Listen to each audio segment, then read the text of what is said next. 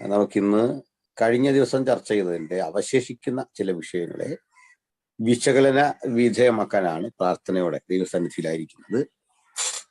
നമ്മൾ കഴിഞ്ഞ ദിവസം ഫോക്കസ് ചെയ്തത് ആ വിഷയത്തിന്റെ ഒരു ചരിത്ര പശ്ചാത്തലമാണ്. ഇന്നും ആ വഴി തന്നെ അതിന്റെ അനുബന്ധമായ ചില വഴിയിലൂടെ യാത്ര ചെയ്യാം.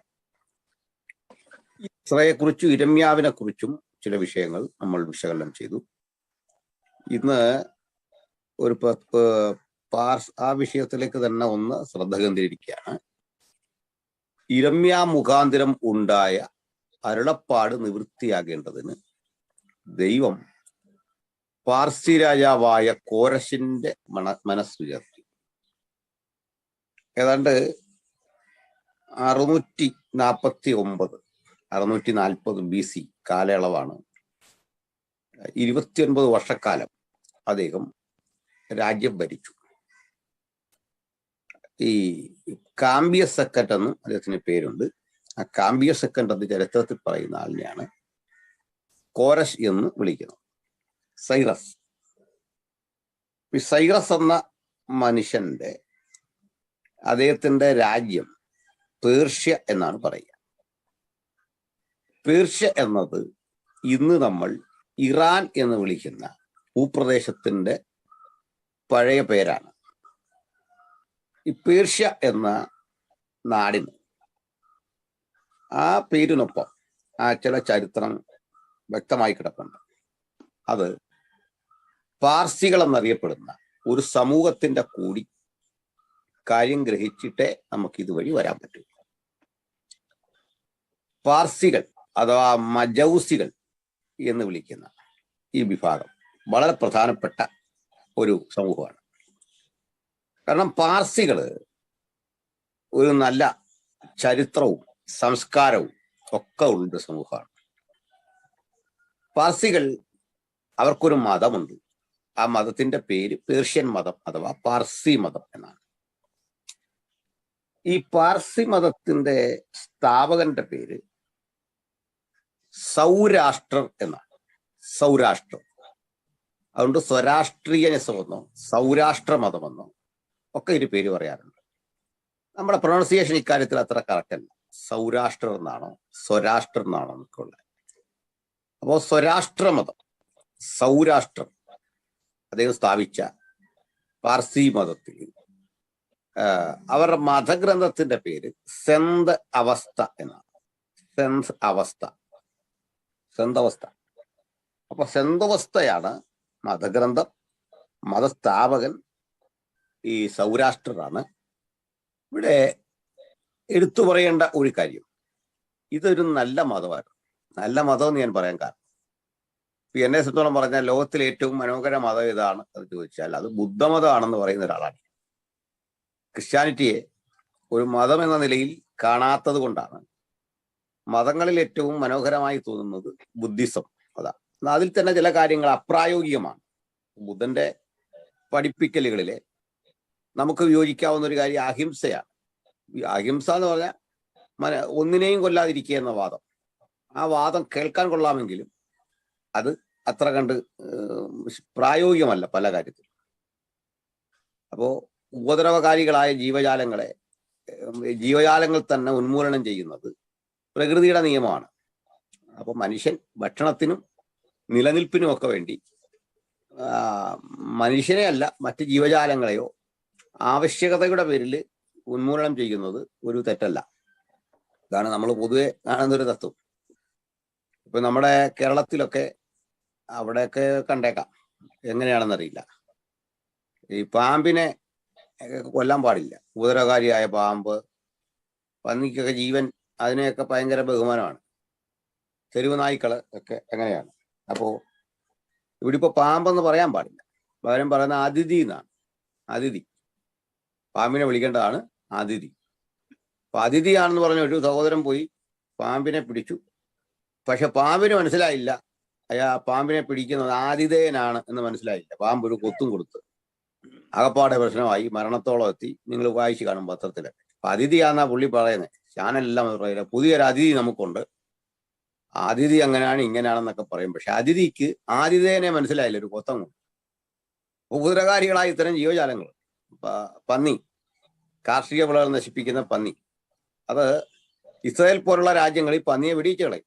പന്നി അവിടെ കാണാൻ പാടില്ല, കാരണം കൃഷി നശിപ്പിക്കുന്നു. മനുഷ്യന്റെ നിലനിൽപ്പിന് ഇനി ഹിന്ദുയിസത്തിൽ രസാപകമായ ചിന്തയുള്ളത് നമുക്ക് പുനർജന്മ സിദ്ധാന്തമാണ്.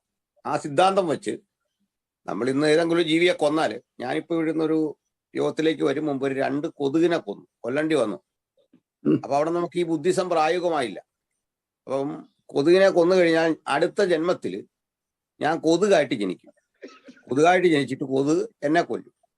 അങ്ങനെ ഈ ജീവചക്രം തുടർന്നുകൊണ്ടിരിക്കും. അതിനായി പുനർജന്മ സിദ്ധാന്തം എന്ന് പറയും. അപ്പോ അങ്ങനെ ഇരിക്കും. ഒരു വിദ്യാർത്ഥി ഈ പറന്നു പോകുന്ന ഒരു തുമ്പിയെ പിടിച്ചു. തുമ്പിയെ പിടിച്ചപ്പോ സാറ് പറഞ്ഞു, മോനെ നീ അതിനെ പിടിക്കരുത്, പിടിച്ച് അതിനെ ഉപദ്രവിച്ചാലുള്ള കുഴപ്പം നീ അടുത്ത ജന്മത്തിൽ തുമ്പിയായിട്ട് ജനിക്കും, എന്നിട്ട് തുമ്പി നീയായിട്ടും ജനിച്ചിട്ട് അത് നിന്നെ കൊല്ലുന്നു. പയ്യൻ പറഞ്ഞു, വാസ്തവം അങ്ങനെ അല്ല സാർ, കഴിഞ്ഞ ജന്മത്തിൽ ഞാനൊരു തുമ്പിയായിരുന്നു, ഇവൻ എന്നെ പിടിച്ചു, അപ്പം ഇപ്പൊ ഞാൻ തുമ്പിയായിട്ടും തുമ്പി അവനായിട്ടും ജനിച്ചേക്കുന്നതാണ്. തിരിഞ്ഞായ കിടക്കുന്ന കാര്യങ്ങൾ നടക്കുന്നു. അപ്പൊ ഇനി കഴിഞ്ഞ ജന്മത്തില് ഞാൻ കൊതുകായിരുന്നോ, ഈ കൊതുക് എന്നെ കൊന്നോ, അതിന്റെ പ്രതികാരം ഞാനിന്ന് ചെയ്തതാണോ എന്നൊന്നും അറിയില്ല. ഏതായാലും ഇതിങ്ങനെ തുടർന്നുകൊണ്ടിരിക്കും. ആ ജീവ സംവിധാനങ്ങൾ ഇങ്ങനെ തുടർന്നുകൊണ്ടിരിക്കും.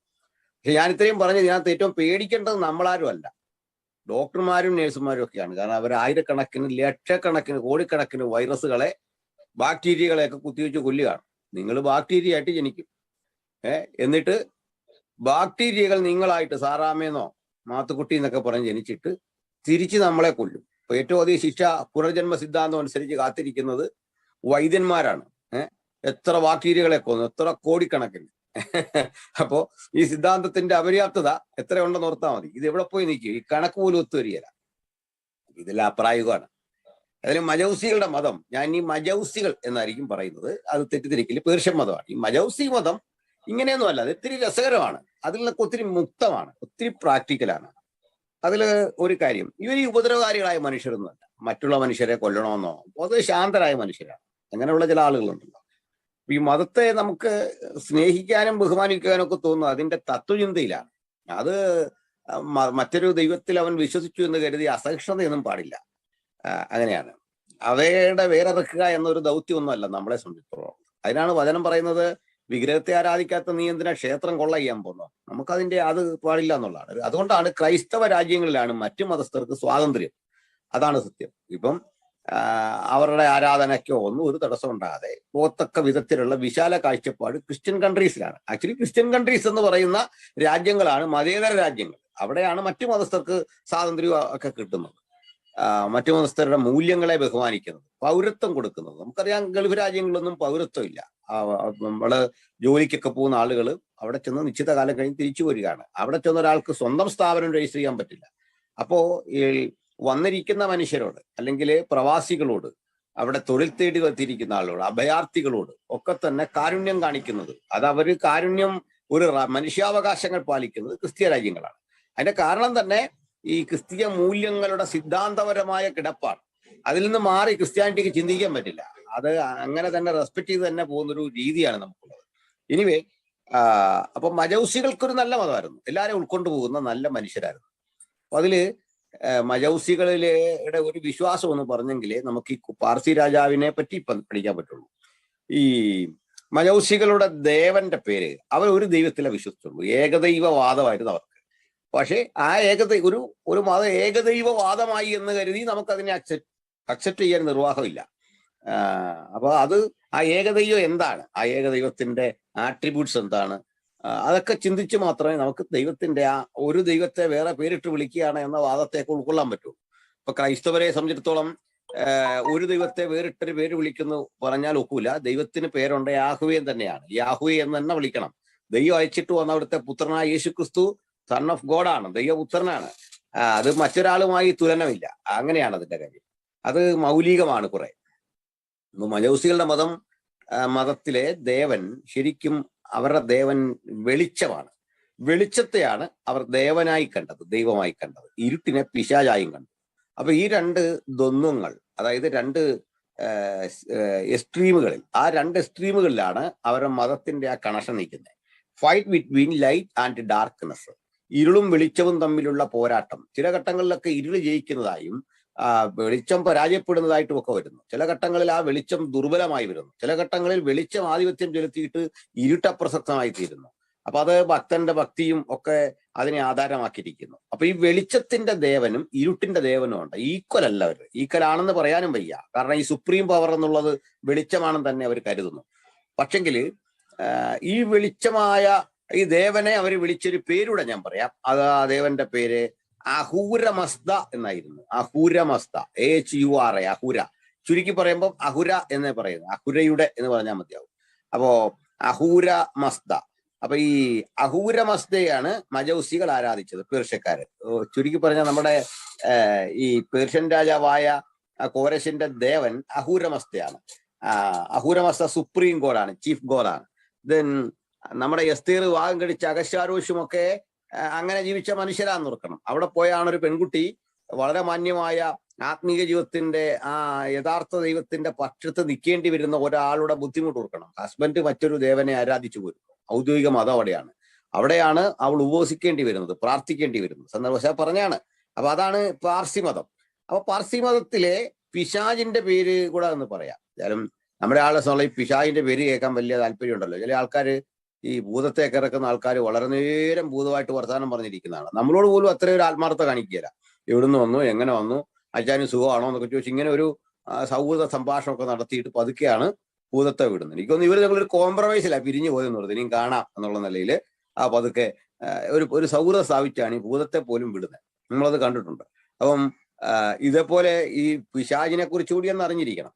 പിശാചിന്റെ പേര് അഹ്റിമാൻ എന്നായിരുന്നു. HRI, അഹ്റിമാൻ. ഈ അഹ്റിമാൻ എന്നൊരു പേര് ഞാൻ പറഞ്ഞു എന്ന് കരുതി എല്ലാവരും ഇത് ആവർത്തിക്കരുത്. വിശേഷിച്ച് പല്ലടുത്ത കാലത്ത് വെച്ച ആളുകളാരും അഹ്റിമാൻ എന്ന പേര് ഇപ്പൊ പറയരുത്. അതൊക്കെ ഉറച്ചു കഴിഞ്ഞ് വളരെ നാൾ കഴിഞ്ഞ് ഈ അഹ്റിമാൻ എന്ന പേര് പറയാം. അത് ഇളകിപ്പോയാൽ നമ്മളാരും ഉത്തരവാദികളല്ല. അഹ്റിമാൻ. അപ്പോ അഹൂരമസ്തയും അഹ്റിമാനും എന്ന് പറഞ്ഞ രണ്ട് ദൈവങ്ങൾ ഇവർ ഫൈറ്റ് ചെയ്യാണ്. അപ്പൊ ഇവര് ഈ അഹൂരമസ്തയെ ആരാധിക്കുന്ന ആളുകള് ശരിക്കും ഈ അഗ്നി കത്തിച്ച് ആ അഗ്നിയെ അഹൂരമസ്തയായി കണ്ടിരുന്നു. അഹൂരമസ്ത ഈ അഗ്നിയാണ് എന്ന് കണ്ടിരുന്നു, അഗ്നിയിലൂടെ കണ്ടിരുന്നു. അത് കാലക്രമേണ കഴിഞ്ഞപ്പോൾ അഗ്നി ആരാധനയായി മാറി, സൂര്യ ആരാധനയായി മാറി. വെളിച്ചത്തിന്റെ എല്ലാ രൂപങ്ങളെയും തീർച്ചക്കാർ വന്ദിക്കാൻ തുടങ്ങി, ആരാധിക്കാൻ തുടങ്ങി. അപ്പോ ഇരുട്ടിന്റെ എല്ലാ ഭാവങ്ങളെയും അവർ വെറുക്കാൻ തുടങ്ങി. അങ്ങനെ ഇരുട്ടും വെളിച്ചവും തമ്മിലുള്ള ഈ പോരാട്ടത്തിൽ ഇരുട്ട് മേൽക്കോയ്മ നേടുന്നു പറഞ്ഞാൽ തിന്മ മേൽക്കോയ്മ നേടുന്നു. തിന്മ മേൽക്കോയ്മ നേടുമ്പോഴൊക്കെ അത് അഹൂരവസ്ഥയ്ക്ക് പരാജയമായിട്ടും അത് വ്യാഖ്യാനിക്കപ്പെട്ടിരുന്നു. അപ്പോഴാണ് സത്യത്തിൽ ഇവരോടൊക്കെ ഉള്ള ഒരു ഡയലോഗാണ് ശരിക്കും യോഹന്നാന്റെ സുവിശേഷം 1-ാം അധ്യായത്തിൽ കാണുന്നത്. യോഹന്നാന്റെ സുവിശേഷത്തിൽ കാണുകയാണ്, സത്യവെളിച്ചം ലോകത്തിലേക്ക് വന്നുകൊണ്ടിരുന്നു, ഇരുളോ അതിനെ പിടിച്ചടക്കിയില്ല. അപ്പൊ സത്യവെളിച്ചം എന്ന് നിങ്ങൾ കരുതുന്നത് അഹൂരമസ്തയല്ല. അഹൂരമസ്തയ്ക്കും അപ്പുറത്തൊരു റിയലായ വെളിച്ചമുണ്ട്.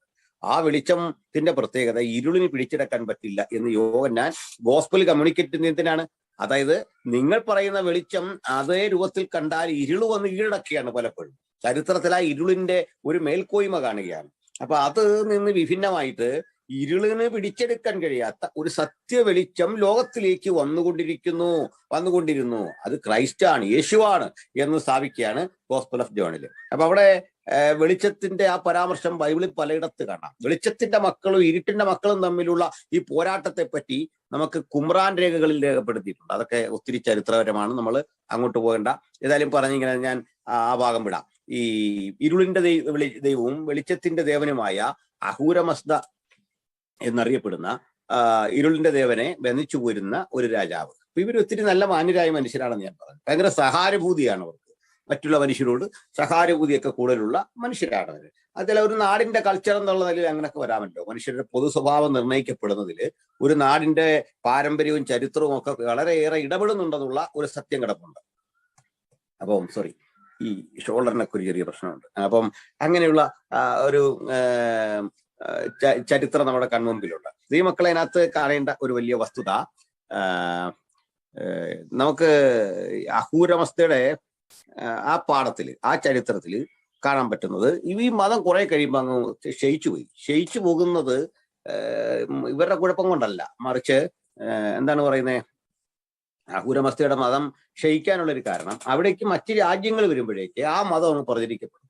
ഇതങ്ങ് ഡള്ളായിത്തീരും. ഇങ്ങനെയൊക്കെയുള്ള ഒരു ഡിക്ലൈൻഡ് ആയിട്ടുള്ള അറ്റ്മോസ്ഫിയർ പിൽക്കാലത്ത് രൂപപ്പെട്ടിട്ടുണ്ട്. അത് ഓർത്തുകൊണ്ട് അത്രയും ചരിത്രം പറഞ്ഞതേ ഉള്ളൂ. നമുക്ക് അത്രയും അത്യാവശ്യമില്ല, അതിന് വേണ്ട കാര്യങ്ങൾ പറഞ്ഞു കഴിഞ്ഞു. അപ്പൊ ഇതൊക്കെ വിശ്വസിച്ചു പോരുന്ന ഒരു രാജാവിന്റെ പേരാണ് സത്യത്തിൽ സൈറസ്, ആ കോരഷ് ഇവിടെ പറയുന്ന സൈറസ്. അപ്പൊ ഇയാള് ഇപ്പൊ പറയുന്നൊരു കാര്യം, അയാളുടെ മനസ്സിനെ യഹോവ ഉണർത്തി എന്നിട്ട് പറയാണ്, സ്വർഗത്തിലെ ദൈവമായ യഹോവ ഭൂമിയിലെ സകല രാജ്യങ്ങളും എനിക്ക് തന്നിരിക്കുന്നു. അഹൂരമസ്ത തന്നു എന്നല്ല പറയുന്നത്. അപ്പൊ തന്റെ മനസ്സുണർത്തിയ ആളിനെ യഹോവ എന്ന് വിളിക്കാൻ വേണ്ടിയിട്ട് സൈറസിന് എങ്ങനെ സാധിച്ചു? അതാണ് എന്റെ ചോദ്യം. നിങ്ങൾക്ക് ഞാൻ ഇത്രയും ചരിത്രം പറയാനുള്ള കാരണം പിടികിട്ടി കാണും. അയാൾ പറയേണ്ടിയിരുന്നത് എനിക്കിതെല്ലാം തന്നത് അഹൂരമസ്തയാണ് എന്നാണ് പറയേണ്ടത്. എന്നെ സാമ്രാജ്യാധിപതിയാക്കിയത് അഹൂരമസ്തയാണെന്നാണ് പറയേണ്ടത്. അപ്പം പക്ഷേ പാർസി രാജാവായ കോരേശിന്റെ മനസ്സിനെ ദൈവം ഉണർത്തി. അയാളൊരു വിളംബരം പുറപ്പെടുവിച്ചു. അയാൾ പറയുകയാണ്, സ്വർഗത്തിലെ ദൈവമായ യഹോവ ഭൂമിയിലെ സകല രാജ്യങ്ങളും എനിക്ക് തന്നിരിക്കുന്നു. അവനല്ലോ യെരൂശലേമിലെ ദൈവം. അവൻ ആ ദൈവത്തെക്കുറിച്ച് പറയാൻ ഇയാൾക്ക് കഴിയുന്നത് എങ്ങനെയാണ്? അവിടെയാണ് യഹൂദ വിശ്വാസത്തിന്റെ ദാർശനിക ചിന്തകൾക്കപ്പുറത്ത് അത് കൊടുക്കുന്ന വെളിപ്പാടെന്നൊരു സത്യം നിൽക്കുന്നത്. അപ്പൊ ഒരു അന്യമതസ്ഥനായ ഒരു രാജാവ് മാത്രമല്ല, ആ രാജാവിന്റെ മതം വളരെ സിസ്റ്റമാറ്റിക് ആണ്. അയാൾക്ക് അത് വിടേണ്ട കാര്യം വരുന്നില്ല. അയാൾ സേഫ് സോണിലാണ് നിൽക്കുന്നത്. ആ സേഫ് സോണിൽ നിൽക്കുന്ന ഒരു മനുഷ്യൻ അയാൾ എന്തിനാണത് വിടുന്നത്? ഇന്ത്യയിലെ ബ്രാഹ്മണരെ സംബന്ധിച്ചോളം അവരുടെ മതവും വിശ്വാസവും ഒക്കെ സേഫ് സോണിലാണ്. അവർക്ക് അവരുടെ ദൈവം എന്ന് പറയുന്നത് സേഫ് സോണിൽ നിൽക്കത്തക്ക വിധം ഏതെങ്കിലും അരക്ഷിതാവസ്ഥ അവർക്കില്ല. പണ്ടവരെ നമ്മുടെ രാജ്യത്ത് അനുഭവിച്ച സുഖസൗകര്യങ്ങൾ വളരെ വലുതാണ്. അവർക്ക് പ്രത്യേകിച്ച് അധ്വാനമില്ല. പൗരോഹിത്യം മാത്രമാണ് അവരുടെ സേവനം. ആ സേവനത്തിന് വേണ്ടിയിട്ട് നമ്മുടെ രാജ്യം വലിയ ചെലവിട്ടിട്ടുള്ള ഒരു രാജ്യമാണ്. രസാവഹമായ കാര്യം, നമ്മുടെ കേരളത്തിൽ പണ്ട് ഒരു റോഡ് നിർമ്മിക്കുക എന്നൊരാശയം കേണൽ മൺറോയുടെ കാലത്ത് ഉണ്ടായി. അന്ന് എന്താ പറയുന്നത്, ആയില്യം തിരുനാൾ മഹാരാജാവ് ശ്രീമൂലം തിരുനാൾ മഹാരാജാവ് ഭരിക്കുകയാണ്. അപ്പൊ ഈ രാജാവിന്റെ അടുത്ത് റെസിഡന്റ് ആയിരുന്ന കേണൽ മൺറോ വന്നിട്ട് പറയുകയാണ്, സാർ നമുക്ക് ഒരു റോഡ് ഉണ്ടാക്കണം. ആ റോഡ് തിരുവനന്തപുരം മുതൽ കാസർഗോഡ് വരെ. ഇത് കേട്ട് ഇയാൾ അമ്പരന്ന് പോയി. കാരണം ഇത് എങ്ങനെ പ്രായോഗികമാകും? തിരുവനന്തപുരം മുതൽ കാസർഗോഡ് വരെ ഒരു റോഡോ? അതിന് പണം വേണ്ടേ? അതിന് നമുക്കിവിടെ ഫണ്ട് വകയിരുത്താനൊന്നും ഇല്ല. അതിന്റെ കാരണം പറയണ്ടേ, ഊട്ടുപുരകൾ സ്ഥാപിക്കണം, പകരം ഭക്ഷണശാലകൾ. ആർക്കു വേണ്ടിയാണ്? ബ്രാഹ്മൺ പുരോഹിതന്മാര് നാടോടികളൊക്കെ ആയിട്ട് പല നാട്ടിൽ നിന്ന് ഇങ്ങോട്ട് കുടിയേറി വരുമ്പോ ബ്രാഹ്മൺസിന് ഫുഡ് കൊടുക്കണം. അപ്പൊ അത് വലിയ ഊട്ടുപുരകളാണ്. 3 നേരം അവർക്ക് നല്ല സൽക്കാരമാണ്. അതിനാണ് സർക്കാർ ഖജനാവിലെ നല്ലൊരു ശതമാനം ഫണ്ട് മാറ്റി വെക്കുന്നത്. പക്ഷേ കേണൽ മൺറോ റോഡ് വെട്ടി ആ റോഡിലൂടെ ഇന്നും ആളുകൾ യാത്ര ചെയ്യുന്നുണ്ട്. അതാണ് ഇന്നത്തെ നമ്മുടെ ദേശീയപാത എന്നറിയപ്പെടുന്നത്. കേരളത്തിലെ ഏറ്റവും വലിയ കയ്യും അതാണ്. അങ്ങനെ ഉണ്ടായിരുന്നതാണ്. അപ്പം എന്തിനായി പറഞ്ഞത്, രാജാക്കന്മാർക്ക് നടക്കുന്നൊന്നും വിശ്വാസം ഉണ്ടായില്ല. അപ്പൊ നമ്മുടെ അന്നത്തെ ഫണ്ടിന്റെ നല്ലൊരു ഭാഗം ബജറ്റിൽ വകയിരുത്തിയേക്കുന്നത് എന്തിനാണ്? ബ്രാഹ്മൺസിന്റെ രക്ഷയ്ക്കാണ്, അവർക്ക് വേണ്ടിയിട്ടാണ്. അപ്പൊ ഈ ഒരു രീതിയിൽ തന്നെ നമുക്ക് ലേവ്യരെയും പരിശോധിക്കാം. ലേവ്യരുണ്ടല്ലോ നമ്മുടെ ബൈബിളിലെ. ഈ ലേവ്യരെയും പ്രൊട്ടക്ട് ചെയ്തത് സമൂഹമാണ്. ലേവ്യരുടെ ഫുഡ്, അവരുടെ പരിഗണന ഒക്കെ അങ്ങനെയാണ് ചെയ്തത്. അപ്പൊ ഇന്ന് ഞാൻ ഇവിടെ ഇരിക്കുമ്പോൾ ഞങ്ങൾ പാസ്റ്റർമാരേറെ ഉണ്ട്. നിങ്ങളൊരു സ്വോത്ര കാഴ്ച ഇട്ടു എന്നും പറഞ്ഞാണ് ഞങ്ങളോട് ഇത്രയും ഈ പീഡ ഒക്കെ ചെയ്തുകൊണ്ടിരിക്കുന്നത്. ആലോചിച്ച് നോക്കി, ഒരു സ്വോത്ര കാഴ്ച, ഒരു ദശാംശമൊക്കെ തന്നു എന്ന് പറഞ്ഞ് നിങ്ങൾ ഞങ്ങളെ ഏതാണ്ട് കുറ്റവാളികളായിട്ട് കാണുമ്പോൾ ലേവ്യരെ എങ്ങനെ അവർ പുലർത്തിയെന്ന് നിങ്ങൾക്കറിയോ? ബ്രാഹ്മണരെ ഇവിടെ എങ്ങനെ പുലർത്തിയതറിയോ? ഈ ക്ലെയിം ഒന്നും പറയല്ല. ഞാൻ പറഞ്ഞത് ഈ തമാശ പറഞ്ഞ കാര്യമായിട്ട് എടുക്കല്ലേ. അപ്പൊ ലേവ്യരെ എങ്ങനെയാണ് അവർ സ്വീകരിച്ച്? മൊത്തം അധ്വാനത്തിന്റെ നല്ലൊരളവ് കൊടുത്ത് സൂക്ഷിച്ച് സംരക്ഷിച്ചു പോകുമായിരുന്നു. ഒരു പൗരോഹിത്യത്തെ ഇങ്ങനെ സംരക്ഷിച്ച ഇടത്ത് ഈ പൗരോഹിത്യം സേഫ് സോണിലാണ്. അവർക്ക് വേറെ ഒന്നിനും പോണ്ട. അപ്പൊ ഞാൻ ഇതിനൊക്കെ പറഞ്ഞത് വേറെ കാര്യത്തിലാണ്. എന്നിട്ടും നമ്മുടെ രാജ്യത്ത് ബ്രാഹ്മൺസായ എത്രയോ പേര് യേശുവിനെ രക്ഷിതാവായി സ്വീകരിച്ചു. എന്തിന്റെ പേരിൽ? അവർക്ക് ഭക്ഷണ ബുദ്ധിമുട്ടില്ല, ദൈനംദിന ജീവിതത്തിൽ പദവിക്ക് പ്രശ്നമില്ല. ഇതിന്റെ കാരണം ഈ സുവിശേഷത്തിന്റെ ഇടപെടല് കേവലമായ ഏതെങ്കിലും ആദർശത്തിന്റെ തലങ്ങളിലെ വായനയിലൂടെ മാത്രമൊന്നും അല്ലെന്ന്. അത് വെളിപ്പാടാണ്. ദൈവത്തിന്റെ ഇടപെടൽ മനുഷ്യനെ അനുഭവിക്കാൻ പറ്റണമെങ്കിൽ വെളിപ്പാടാണ് ഉണ്ടാകുന്നത്. അപ്പൊ നമ്മൾ ക്ലാസ് എടുക്കുന്നു, ഒരു കാര്യം കൺവിൻസ് ചെയ്യിക്കാൻ ആഗ്രഹിക്കുന്നു, നമ്മൾ ബോധവൽക്കരണം നടത്തുന്നു, അപ്പൊ അല്ലെങ്കിൽ ഡിബേറ്റ് ചെയ്യുന്നു. അപ്പൊ മറ്റേ ഒരു മനുഷ്യൻ അപ്പുറത്തിരുന്നുകൊണ്ടിരിക്കുമ്പോൾ ഞാൻ എൻ്റെ അറിവും അന്വേഷണവും വെച്ചുകൊണ്ട് ഒരു കാര്യം പറഞ്ഞാൽ അവൻ അത് ബോധ്യം വന്നേക്കാം, പക്ഷെ അവൻ അക്സെപ്റ്റ് ചെയ്യുന്നില്ല. ഇപ്പൊ നമ്മൾ സുവിശേഷം പ്രസംഗിക്കുമ്പോൾ മറ്റുള്ള ആളുകൾ കേട്ടിട്ട്, ദുരാചാരങ്ങൾ ചെയ്യുന്ന ആളുകൾ കേട്ടിട്ട് അല്ലെങ്കിൽ വിഗ്രഹാരാധികളായ ആളുകൾ കേട്ടിട്ട് വിഗ്രഹാരാധനയ്ക്കെതിരെ നിങ്ങൾ നടത്തിയ പ്രസംഗം, നിങ്ങൾ നടത്തിയ ഇടപെടലുകൾ അവർ അംഗീകരിച്ചു. ശരിയാണ് നിങ്ങൾ പറയുന്നത്, പക്ഷെ അവർ അക്സെപ്റ്റ് ചെയ്യുന്നില്ല, വീണ്ടും വിഗ്രഹാരാധികളാകുന്നു. എന്താണ് കാരണം എന്ന് വെച്ചാൽ അവനിലേക്ക് ദൈവികമായ ഇടപെടലിന്റെ ആ വെളിപ്പാട്, ആ റെവലേഷൻ സംഭവിക്കുന്നില്ല. അപ്പോൾ റെവലേഷൻ എന്ന് പറയുന്നത് ആണ് വാസ്തവത്തിൽ വിശ്വാസത്തിന്റെ ആധാരം. ദൈവത്തെക്കുറിച്ചുള്ള ഒരു കൺവിക്ഷൻ അവനുണ്ടാകണമെങ്കിൽ, ശരിയായ ബോധ്യം ഉണ്ടാകണമെങ്കിൽ ഈ ഫെയ്ത്ത് ഇമ്പരിക്കൽ ആകണം. ഇമ്പരിക്കൽ ആയിട്ടുള്ള ഒരു റിക്കഗ്നിഷൻ അയാൾക്ക് ലഭിക്കാതെ അയാൾ വിശ്വാസിയായിട്ട് കാര്യമില്ല. അയാൾക്ക് അപ്പോഴും, കാരണം ഉള്ളിൽ ക്രിസ്തുവില്ല. നമ്മുടെ ഭാഷയിൽ പറഞ്ഞാൽ ക്രിസ്തു ഉള്ളിൽ ഉരുവാകുന്നില്ല. ക്രിസ്തു ഉള്ളിൽ ഉരുവാകുന്നവന് സഭയിൽ ചെന്ന് കഴിയുമ്പോഴേക്ക് അവിടുത്തെ പാസ്റ്റർ നല്ല രീതിയിൽ പ്രസംഗിക്കുന്നു, നല്ല രീതിയിൽ ട്രീറ്റ് ചെയ്യുന്നു, നല്ല മനുഷ്യനാണ് എന്നത് അയാളിൽ ഒരു സന്തോഷം ഉളവാക്കുമെങ്കിലും അയാളുടെ വിശ്വാസത്തിന്റെ ആധാരം പാസ്റ്റർ എന്ന മനുഷ്യനല്ല. ഇനി അല്ലെങ്കിൽ സഹവിശ്വാസിയുടെ സ്നേഹമോ പരിചരണമോ ഒക്കെ നല്ലത്, അത് വേണം താനും. എന്നാല് അതേ സഭയില് ആ പാസ്റ്റർ ഉദ്ദേശിച്ച വിധത്തിൽ പെരുമാറുന്നില്ല, അല്ലെങ്കിൽ വിശ്വാസികളിൽ നിന്ന് കെയർ കിട്ടുന്നില്ല, വിശ്വാസികളിൽ പ്രായോഗികതയില്ല. ഇത് അയാളെ ബാധിക്കില്ല. കാരണം ക്രിസ്തു എന്ന വെളിപ്പാട് ഉള്ളിലിരിക്കുകയാണ്. ക്രിസ്തു എന്ന വെളിപ്പാട് ഉള്ളിലിരിക്കുന്നവന് ലോക ക്രിസ്ത്യാനിത്വത്തിന്റെ മുഴുവൻ പേരും വാല്യൂ ഇല്ലാത്തവരായി മാറിയാലും അതിലെല്ലാം മിസ്റ്റേക്കൊക്കെ കണ്ടെത്തിയാലും ഒരു കാര്യം ഉറപ്പാണ്, അയാളിൽ ക്രിസ്തു ഉള്ളിടത്തോളം മഹത്വത്തിന്റെ പ്രത്യാശയായ ക്രിസ്തു നിങ്ങളിലിരിക്കുന്നു. നമ്മൾ എന്തിനാണ് പ്രഭാതത്തിൽ നമ്മൾ പരസ്പരം കാണുമ്പോൾ വന്ദനം ചെല്ലുന്നത്? അപ്പുറത്ത് നിൽക്കുന്ന ആള് ദൈവമായിട്ടല്ല, ഇത് ആരാധനയുമല്ല, പ്രോസ്കുനിയ ചെയ്യല്ല, മറിച്ച് ഇത് വന്ദനം പറയുകയാണ്. ഈ വന്ദനം പറയുന്നത് എന്തിനാണ്? മഹത്വത്തിന്റെ പ്രത്യാശയായ ക്രിസ്തു നിങ്ങളിൽ ഇരിക്കുന്നത് കൊണ്ട് ഞാൻ നിങ്ങളെ വന്ദിക്കുന്നു. നിങ്ങൾ എന്നെ വന്ദിക്കുന്നത് എന്തിനാണ്? അൽക്കുടത്തോട്ട് വന്ന മനുഷ്യനെയല്ല, മഹത്വത്തിന്റെ പ്രത്യാശയായ ക്രിസ്തു നിങ്ങളിലിരിക്കുന്നു.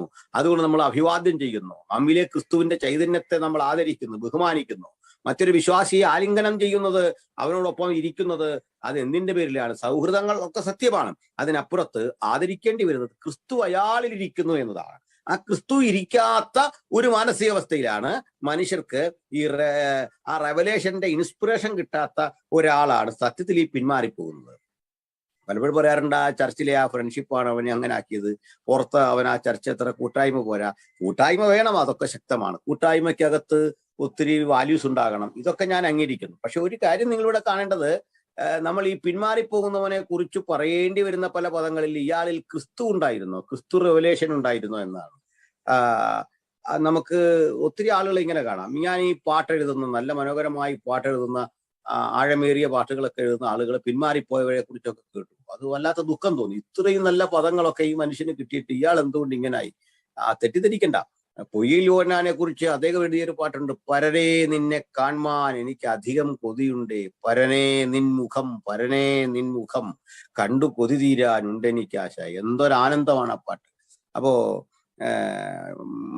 വാഴ്ത്തിടുന്നു വാഴ്ത്തിടുന്നു വാഴ്ത്തിടുന്നു ഞാൻ, മാട്ടിൻ തൊഴുത്തിൽ പിറന്ന മാന്യസുധനെ, ഹീനവേഷമെടുത്ത നിന്നെ വാഴ്ത്തിടുന്നു ഞാൻ, കുരിശെടുത്തു മലമുകളിൽ നടന്നു പോയോനെ, തൃപ്പാദം രണ്ടും ചുംബിച്ചിപ്പോൾ.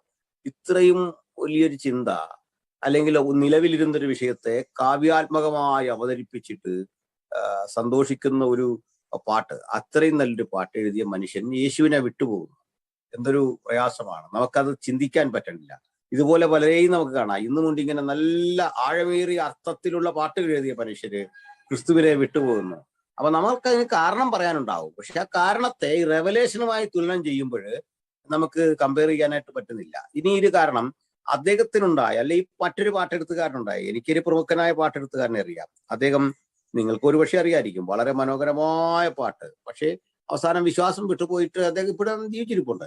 അപ്പോ ഇയാളെ പലരും കുറ്റം പറയുമ്പോഴും ഈ പാട്ടിനോടുള്ള നമ്മുടെ ആ സ്നേഹം കൊണ്ട് അതെത്ര ആഴമായിരുന്നു, ഇയാൾക്ക് എന്തോ പറ്റി, എവിടെയാണ് മിസ്റ്റേക്ക് പറ്റിയത്, അത് തെറ്റായിപ്പോയി എന്ന ഭാഗത്ത് നമ്മൾ നിൽക്കും. പക്ഷെ കുഴപ്പം നിങ്ങൾക്കും എനിക്കും ഒക്കെ ഇല്ലേ ഇതിലും ഇതുപോലുള്ള സമാന അനുഭവങ്ങൾ? സഭയിലോ സമൂഹത്തിലോ അവഗണിക്കപ്പെടുന്ന, ആക്രമിക്കപ്പെടുന്ന, ക്രൂശിക്കപ്പെടുന്ന അനുഭവം ഉണ്ടായപ്പോ അതുകൊണ്ട് നിങ്ങൾ എന്തേ പിന്മാറിപ്പോയില്ല?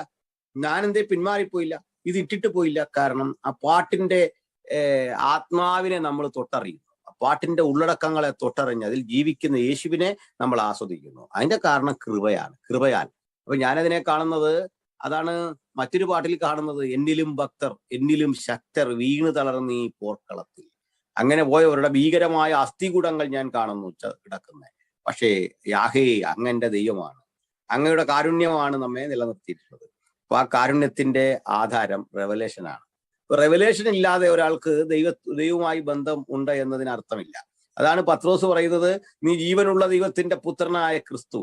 അപ്പൊ പത്രോസിന് അതല്ലാതെ പിടിച്ചു നിൽക്കാൻ വഴിയില്ല. നമ്മൾ ഈ പത്രോസ് എന്ന മനുഷ്യന് വേറെന്താ അറിവാ ഉള്ളത്? എല്ലാ അറിവിനും വഴിയുണ്ടോ? അല്ലെങ്കിൽ അദ്ദേഹം സംസ്കൃതം പഠിച്ചൊരു തത്വചിന്ത ആചാര്യനോ ഗ്രീക്ക് പഠിച്ച വലിയൊരു ഫിലോസഫറോ അതൊന്നും അല്ല. അത് അവർക്ക് അങ്ങനൊന്നും യാതൊരു അടിസ്ഥാനം ഇല്ലാത്തൊരു സാധാരണ മത്സ്യത്തൊഴിലാളി. ആ മത്സ്യത്തൊഴിലാളി സത്യത്തിൽ ഈ പത്രോസിൽ നിന്ന് ചില വരുന്ന വാക്കുകൾ കണ്ടിട്ട് എനിക്ക് അത്ഭുതം തോന്നിയിട്ടുണ്ട്. എപ്പോഴുമില്ല, വല്ലപ്പോഴും അദ്ദേഹം പുറപ്പെടുവിക്കുന്ന ചില ശബ്ദങ്ങൾ, ചില വാക്കുകളുടെ ഗാംഭീര്യത വലുതാണ്. അതായത് നിർണായക ഘട്ടത്തിലാണ് ഈ പത്രോസിന്റെ പ്രതികരണം കാണുന്നത്. ഏറ്റവും നിർണായക ഘട്ടത്തിൽ വളരെ ആപ്റ്റായ ഒരു വേട് പറയാൻ അദ്ദേഹത്തിന്റെ കഴിവ് ഭയങ്കരമാണ്. അപ്പോ ഒരു എക്സാമ്പിൾ ആണ്, ഈ പത്രോസ് പറയുന്നുണ്ട്, ഈ മറ്റേ യേശുവിന്റെ ഉപദേശം അങ്ങ് കഠിനമാകുന്നു എന്ന് ആൾക്കാർ ചിന്തിച്ചു. കഠിന ഉപദേശം, ഇതാ പ്രമുഖരായ ആളുകളൊക്കെ വിട്ടുപോവുക, പ്രസ്ഥാനം വിട്ടുപോവുകയാണ്. അപ്പൊ നമ്മളെല്ലാം ചിന്തിക്കുന്നത് എല്ലാവരും പോവാ, ഇപ്പൊ ഇത് ഈ പ്രസ്ഥാനം മുമ്പോട്ട് പോകത്തില്ല, കാരണം യേശുവിന്റെ വാക്കുകൾ കട്ടിയാകുന്നു, ഇത് കഠിനോപദേശം.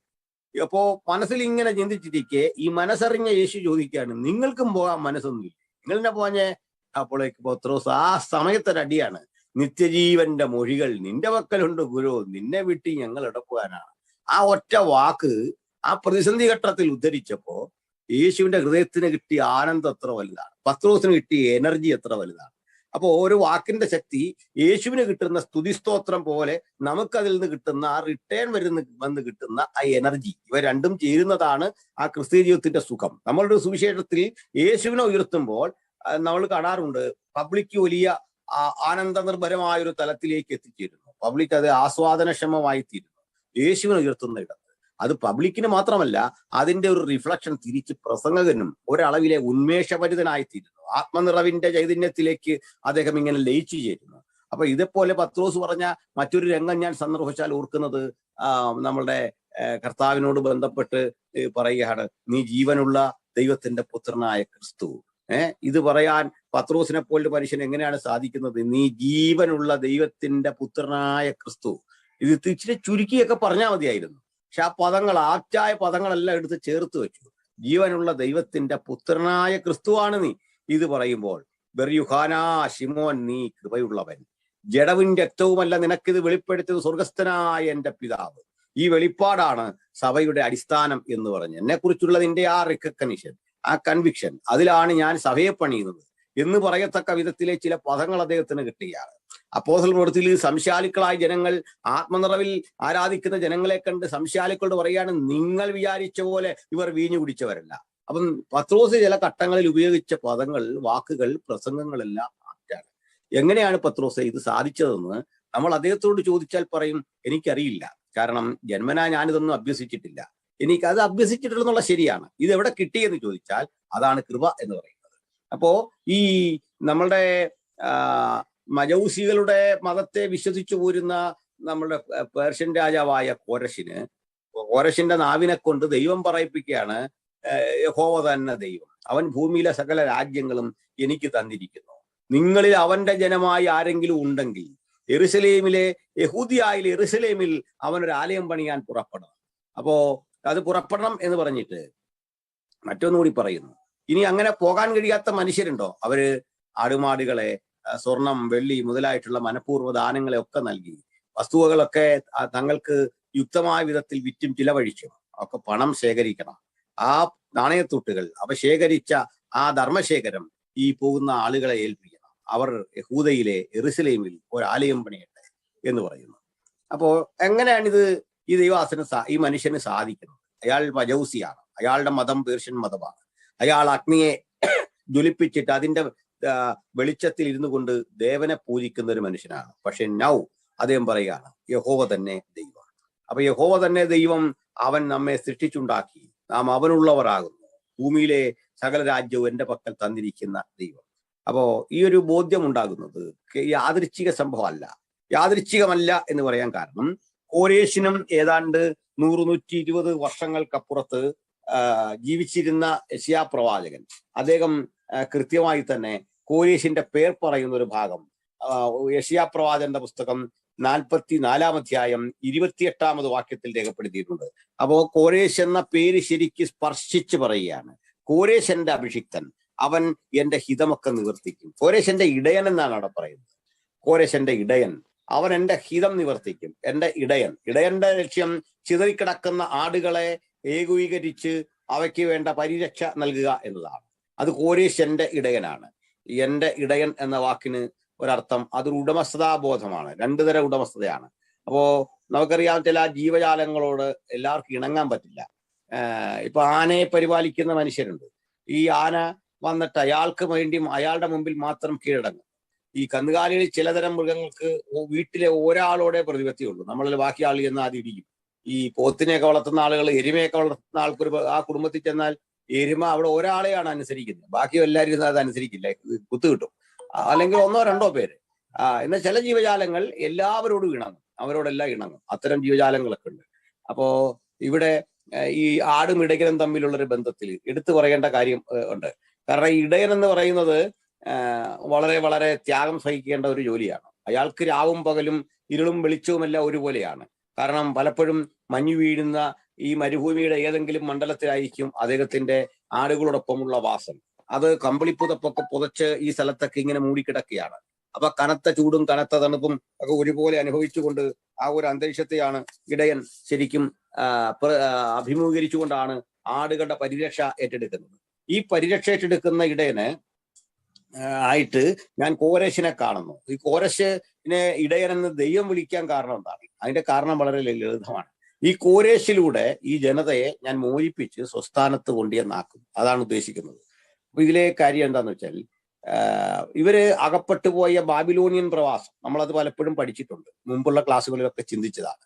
ബാബിലോണിയൻ പ്രവാസത്തിൽ അകപ്പെട്ടു പോയി ഇസ്രായേൽ മക്കൾ ഒന്നിച്ച് ബാബിലോണിലെ പ്രവാസ ജീവിതം നയിച്ചു വരികയാണ്. അപ്പൊ ഈ പ്രവാസ ജീവിതത്തിന്റെ ഇടയിൽ എന്നെ ഏറെ ചിന്തിപ്പിച്ചൊരു കാര്യം, നമ്മുടെ ദാനിയേൽ പ്രവാചകൻ ഇരമ്യാവ് എഴുതിയ പ്രവചന കൃതി വായിച്ചു എന്നുള്ളതാണ്. ഇരമ്യാവിന്റെ പ്രവചന കൃതി ഞാൻ ആദ്യത്തെ ദിവസം പറഞ്ഞു, ഈ എന്താണ് ഒരു പുസ്തകം കൈകാര്യം ചെയ്യുന്ന എഴുതുവാനുള്ള അന്നത്തെ ബുദ്ധിമുട്ട് പറഞ്ഞു, സാങ്കേതികമായ ബുദ്ധിമുട്ട്, സാമ്പത്തികമായ പ്രയാസം, ഇതൊക്കെ പറഞ്ഞു.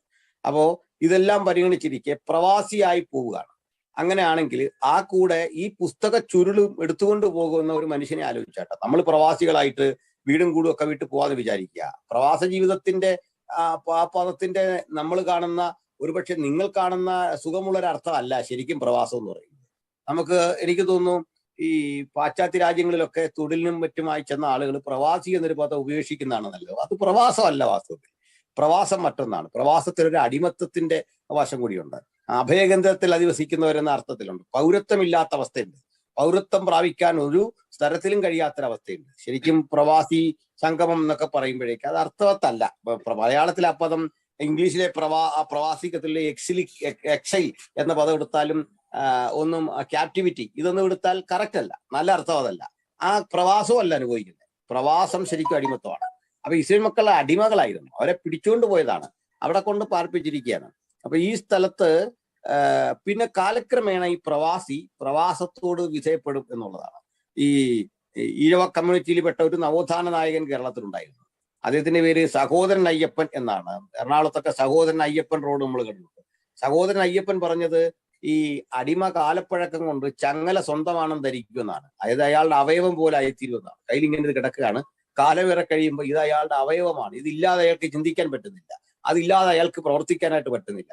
അത് ഒരു വസ്തുതയാണ്. അത് മനഃശാസ്ത്രപരമായിട്ട് ഈ ചങ്ങലയും എൻ്റെ ജീവിതത്തിന്റെ ഭാഗമാണ് എന്ന് ചിന്തിക്കുക. അയാൾക്ക് സ്വതന്ത്രമായ കരങ്ങളിൽ ഇപ്പോൾ താല്പര്യമില്ലെന്നല്ല, അതിൽ എൻജോയ് ചെയ്യുന്നില്ല, ഇത്തരത്തിലായി പോകും എന്നുള്ളതാണ്. അപ്പൊ ഇസ്രായേൽ മക്കളുടെ ദീർഘവർഷത്തെ ജീവിതം കൊണ്ട് അവർ ചിന്തിച്ചു, ഇതായിരിക്കും ഇനി എൻ്റെ ജീവിതം, ഇതായിരിക്കും ഇനി ഞാൻ ഫോളോ ചെയ്യേണ്ട ജീവിതചര്യകൾ, ഇവിടുത്തെ ചിട്ടകൾ, ഇവിടുത്തെ രീതികൾ, ഇവിടുത്തെ ആഹാരങ്ങൾ, ഞാൻ ഇങ്ങനെ ഒരുവനായി പോകും. അപ്പൊ 70 വർഷം എന്ന് പറയുമ്പോൾ കുട്ടികളൊക്കെ ജനിച്ചു. 2 തലമുറയുടെ സമയമെത്തി. സത്യം പറഞ്ഞാൽ മക്കളുടെ മക്കളെ കാണുന്ന, കൊച്ചുമക്കളെയൊക്കെ കാണുന്ന ഒരു നിലയിലേക്ക് എത്തി അന്ന് പോയ മനുഷ്യര്. പക്ഷേ അന്ന് ആ കൂടെ ഈ ദാനിയേൽ തന്റെ കയ്യിൽ കരുതി വെച്ച പുസ്തക ചുരുളുണ്ട്. ആ തിരക്കിനിടയിൽ അദ്ദേഹം ഇതും കൊണ്ടാ പോയത്. ഇന്ന് നമ്മൾ കേവലം ഒരു ബൈബിള് കൊണ്ടുപോകുന്ന പോലെയല്ല, ഈ വിശാലമായ ഗ്രന്ഥക്കെട്ടുകൾ. അപ്പൊ ഇങ്ങനെ പോകുന്ന മനുഷ്യർ അത്യാവശ്യ സാധനങ്ങൾ കയ്യിൽ കരുതുമല്ലോ.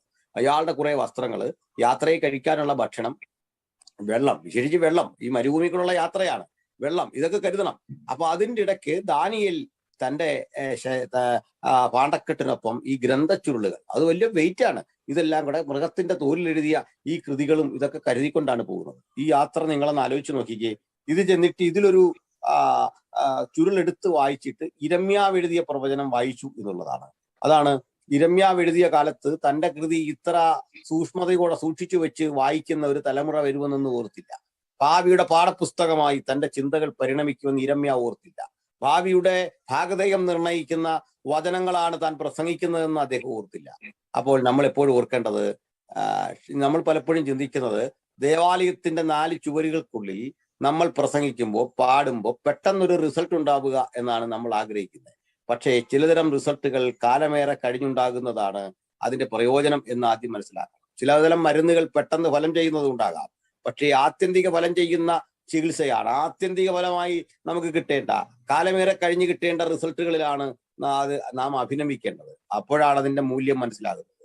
ഇരമ്യാവ് പ്രവചിച്ചു, ആരും ഉൾക്കൊള്ളാനുണ്ടായില്ല, കല്ലെറിഞ്ഞു, ആക്ഷേപിച്ചു, ഇരുട്ടുകിണച്ചിലിട്ടു. പക്ഷെ ഇപ്പൊ ദാനിയേൽ ആ ഗ്രന്ഥത്തിലുള്ള വായിച്ചിട്ട് ഒരു കാലഗണന ഗണിച്ചു. എന്താ കാലഗണന? ഞങ്ങൾ ഇവിടുന്ന് നിന്ന് 70 സംവത്സരങ്ങൾക്കുള്ളിൽ സ്വദേശത്തേക്ക് യാത്രയാകും. ദേശം വിട്ട് ഞങ്ങളെ കൊണ്ട് ഇതുപോലെ പീഡിപ്പിച്ചവന്റെ ആ കയ്യാമങ്ങളെ അറുത്തുമാറ്റി ആ ബന്ധനങ്ങളെ മുഴുവൻ തകർത്തിട്ട് ഞങ്ങള് വീണ്ടും ഈ സ്ഥലത്തേക്ക് ഞങ്ങൾ വാസസ്ഥ സ്ഥലത്തേക്ക് യഥോചിതം യാത്രയാകും. ഞങ്ങൾ അവിടെ എത്തിച്ചേരും. ഞങ്ങൾ അവിടെ ചെന്ന് ആധിപത്യമെടുക്കും, പഴയ ജീവിതത്തിലേക്ക് മടങ്ങിയെത്തും. ഇത് വെറുതെ വിശ്വസിച്ചതല്ല, ഒരു ചിന്തയുടെ ഒരു പ്രചോദനം, ഒരു ചിന്തയുടെ ആ ചെറിയ പ്രേരണ മതി അത് വിജയിച്ചു വരാം. അന്നും അദ്ദേഹത്തിന്റെ ചിന്ത ഇത് എപ്പോഴായിരിക്കും, എവിടെ നിന്നാണ് ഈ 70 കണക്ക് കൂട്ടേണ്ടത്, എവിടെ ചെന്നാണ് അത് നിൽക്കുന്നത്? അപ്പോൾ ഇതാ എല്ലാവരെയും അമ്പരപ്പിച്ചുകൊണ്ട് ആ 70 എന്ന വർഷം യാഥാർത്ഥ്യമായി. 70 എന്ന വർഷം യാഥാർത്ഥ്യമാകുമ്പോൾ രാജ്യം ഭരിക്കുന്നത് പേർഷ്യൻ ചക്രവർത്തിയായ കോരേശാണ്. അപ്പൊ കോരേശ് എന്ന മനുഷ്യൻ അവിടെ ഈ ദൗത്യം നിർവഹിക്കാൻ കാരണമായിട്ടുള്ള ചില സംഭവങ്ങൾ ശരിക്കും യെശയ്യാ പ്രവാചകന്റെ പുസ്തകത്തിലുണ്ട്. അത് നമ്മൾ വായിച്ചാൽ ഒരു കാര്യം മനസ്സിലാവും. ഈ കോരേശിനെ കീഴടക്കിക്കൊണ്ട് ഇറാനും ചെൽപ്പടിയിലാക്കാൻ വേണ്ടി ബാബിലോന്യ രാജാവായ ബേൽശസ്സർ ശ്രമിക്കുന്നു. നമ്മൾ ദാനിയേൽ പ്രവചനം എന്നൊക്കെ പറഞ്ഞിട്ടുള്ള ഇത്രയും ആഴത്തിൽ പറഞ്ഞില്ലെന്നേ ഉള്ളൂ. അവിടെ ഈ ബേൽശസ്സർ ശ്രമിക്കുന്നു ഇതൊന്ന് പിടിക്കണം, ഈ രാജ്യം കീഴടക്കണം, അയാൾക്ക് ഇറാൻ തന്റെ ഭാഗമാക്കണം, അല്ലെങ്കിൽ പേർഷ്യ തന്റെ ഭാഗമാക്കണം. പേർഷ്യ ഭാഗമാക്കാൻ ബേൽശസ്സർ ശ്രമിക്കുന്നുണ്ട്, വളരെ ആഗ്രഹം അദ്ദേഹത്തിനുണ്ട്. പക്ഷേ ഇറാൻ എന്ന ദുർബല രാജ്യം, താരതമ്യേന അന്ന് ദുർബല രാജ്യമാണ്, അതിനോട് ചെറുത്ത് നിൽക്കാനുള്ള ശേഷിയില്ല. അവിടുത്തെ ഒരു രാജാവ് മാത്രമാണ് ഈ പേർഷ്യൻ രാജാവായ കോരേശ്. ഈ കോരേശിനോട് ചേർന്നിട്ട് അയാളുടെ ഭാര്യാപിതാവും ഒരു അസോസിയേറ്റായി വന്നിട്ട് ഈ രാജ്യങ്ങൾ ഒരുമിച്ച് ചേർന്നിട്ട് തിരിച്ചടിക്കാൻ ശ്രമിക്കുകയാണ്. തിരിച്ചടി എന്നതിനേക്കാൾ ഉപരി ഈ ബേൽശസ്സറുടെ ബാബിലോന്യ കരുത്ത് ആർജിച്ച് നിൽക്കുകയാണ്. ആ ബാബിലോന്യ തങ്ങൾക്കെതിരെ യുദ്ധത്തിന് പുറപ്പെടുന്നു എന്നത് ചിന്തിച്ച മാത്രയില് അതിന് മുന്നമേ ചെന്ന് ബാബിലോണിയെ അങ്ങോട്ട് ചെന്ന് തോൽപ്പിക്കുക എന്ന തന്ത്രമാണ് ശരിക്കും ഈ കോരേശ് പദ്ധതിയിട്ടത്. കോരേശ് അങ്ങനെ ആക്രമണ സംഘത്തിനായി മാറി, അങ്ങോട്ട് കയറി ആക്രമിക്കുക. പക്ഷെ കോരേശ് ആക്രമിക്കാൻ ചെല്ലുമ്പോൾ തിരിച്ചടി പോലും ഇല്ലാതെ ബേൽശസ്സർ കീഴടങ്ങുന്ന കാഴ്ചയാണ്. കരുത്തനായ ബേൽശസ്സർ കീഴടങ്ങുന്നു. ആ ചരിത്രമൊക്കെ ഞാൻ പറഞ്ഞിട്ടുണ്ട്. വിശേഷിച്ച് ദാനിയേൽ 5 നമ്മൾ മുമ്പൊരിക്കൽ പഠിച്ച ഘട്ടത്തിൽ അത് പറഞ്ഞിട്ടുണ്ട്. ഒന്ന് ചെറുത്ത് നിൽക്കാൻ പോലും ത്രാണിയില്ലാതെ അവിടെ കീഴടങ്ങാൻ കാരണം മദ്യാസക്തിയായിരുന്നു. ഈ അതിനെ തോൽപ്പിച്ച് കളഞ്ഞത്. മദ്യം ഒരു രാജ്യത്തെ എങ്ങനെയെല്ലാം നശിപ്പിക്കുമെന്ന്, മദ്യം ഒരു കുടുംബത്തെ എങ്ങനെയെല്ലാം നശിപ്പിക്കുമെന്നുള്ളതിന്റെ ഉത്തമമായ തെളിവാണ് ഈ നമ്മളുടെ ബാബിലോണിന്റെ കീഴടങ്ങൽ. ലോകത്തിലെ പ്രബലങ്ങളായ 24 നാഗരികതകൾ, പ്രബലങ്ങളായ 24 സിവിലൈസേഷൻസ്, 24 സിവിലൈസേഷൻസിൽ 21 നശിക്കാൻ കാരണം ജീവിത അരാജകത്വമായിരുന്നു, ഭരണാധികാരികളുടെ ജീവിതത്തിലെ കുറവുകളായിരുന്നു. ഭരണാധികാരിയെ കേന്ദ്രീകരിച്ച് മാത്രമാണ് ഇവയൊക്കെ അധപ്പതിച്ചു പോകാനുള്ള കാരണം വന്നത്. ബാക്കി 3 രാഷ്ട്രീയപരമായ കാരണമുണ്ട്. അപ്പൊ ബേൽശസ്സറുടെ ആ കിങ്ഡം തകർന്നു, ആ രാഷ്ട്രം തകർന്നു. ഇപ്പൊ ഇറാന്റെ പക്കലേക്ക് ഇറാഖ് കൂടിയെത്തി, അടുത്തടുത്ത രാജ്യങ്ങളെ വെട്ടിപ്പിടിച്ചു. അപ്പോഴേക്കും ഈ രാജ്യവിസ്തൃതി നിങ്ങൾ കേൾക്കണ്ടേ.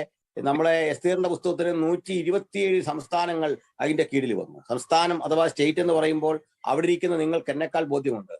അവിടെ ഇരിക്കുന്ന അമേരിക്കയിലൊക്കെ ഉള്ള സൗകര്യങ്ങൾ യുണൈറ്റഡ് സ്റ്റേറ്റ്സിലാണ്. ഓരോ സ്റ്റേറ്റും ഫെഡറലാണ്. ഫെഡറലായ ഇത്രയും സ്റ്റേറ്റുകളുടെ മുഴുവൻ ഒരു കോർഡിനേഷനാണ്.